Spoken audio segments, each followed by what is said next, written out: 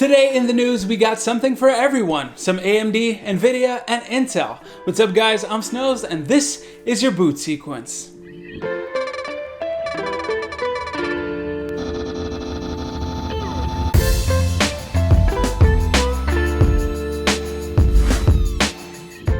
Alright, so yesterday after I finished my video, a bunch of news came out, so let's go through them first.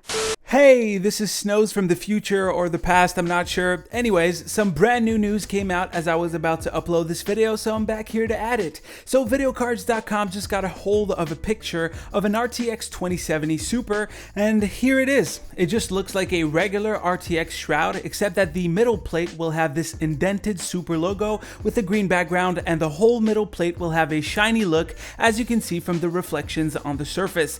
It also looks like the RTX 2070 logo is hole punched, but I might be wrong on that. Anyways, back to the original programming.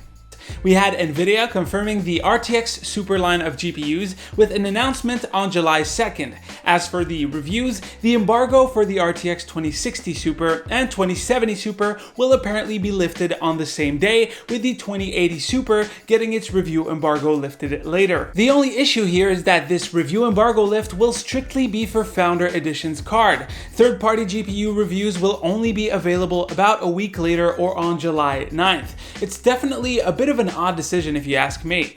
Anyways, right now we don't know if those cards will be on the shelves on the same day as the reviews pop out, but since the embargo for third-party cards will lift on the 9th, I think that the actual release date might also be on the 9th because, well, if not, it's kind of an unfair move for partners. To add to this story, it looks like Tom Apisak found a benchmark for the RTX 2060 Super. In that tweet, he compares it to the score of an AMD RX 5700 XT. Now, we don't know what game this is or what setting were used, so take it with a grain of salt. But by comparing the two, it looks like the 5700 XT is 13% faster. Keep in mind that the RTX 2060 Super is not really supposed to be compared to the XT. If we extrapolate this information, which we shouldn't do, but I'm gonna do it anyways, it looks like the Super will be able to match and beat the regular 5700. I'm pretty excited to see what Nvidia will do with this lineup, but at the same time I have this intense feeling that they'll just ignore AMD's progress and just introduce newer and higher price points for the Super line and maybe barely reduce the price of the current lineup. Here's a super gross mock-up of what I think the pricing will be like. This is not official, just a blatant prediction. What do you guys think? Moving on, apparently Sapphire leaked a bunch of GPUs through an EEC registry. Now, EEC registries have been notoriously bad indicators for what's to come. Remember when we saw something like 6 different versions of the RTX 2060 through a gigabyte filing that contained 40 different 2060 SKUs? Yeah, me too. Anyways, personally, I'm not going to trust this leak as something legit, but the naming scheme at least sort of follows common sense, ranging from an RX 5500 all the way up to a 5950 XT. But seriously, those are likely just placeholders. Oh, and while we're on the subject of Navi, apparently the RX 5700 XT is only 3 FPS faster than the RTX 2070 on World War Z.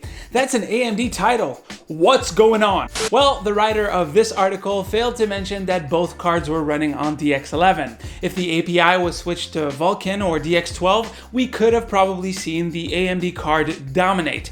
This benchmark does show that the RX 5700 XT is a worthy opponent and cheaper alternative to those who don't want ray tracing.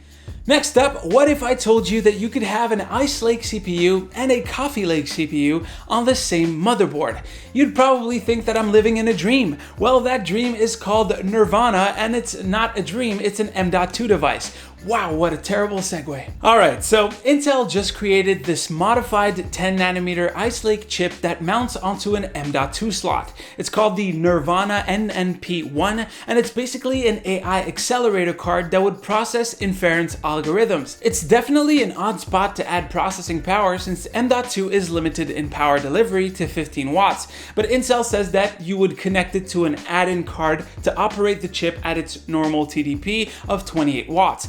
Then why not just put that chip on that add-in card then? Anyways, it looks like a cool concept, but I have a feeling that it will probably go the way of some of Intel's eccentric endeavors and just fade into oblivion.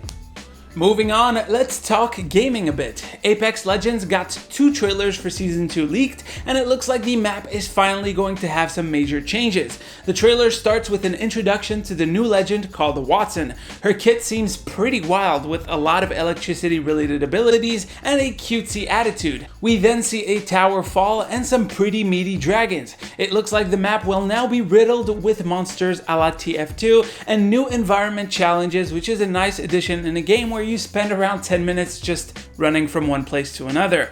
The new season will open on July 2nd. Anyways guys, that is pretty much it for the news today. Hopefully you've enjoyed. If you have any questions, leave them down below. As usual, you can click right here to see the latest video, right here to subscribe to the channel. Stay frosty my dudes, and I'll see you on the next one. Did you notice the desktop? Anyways, take care. It kept going from full on to...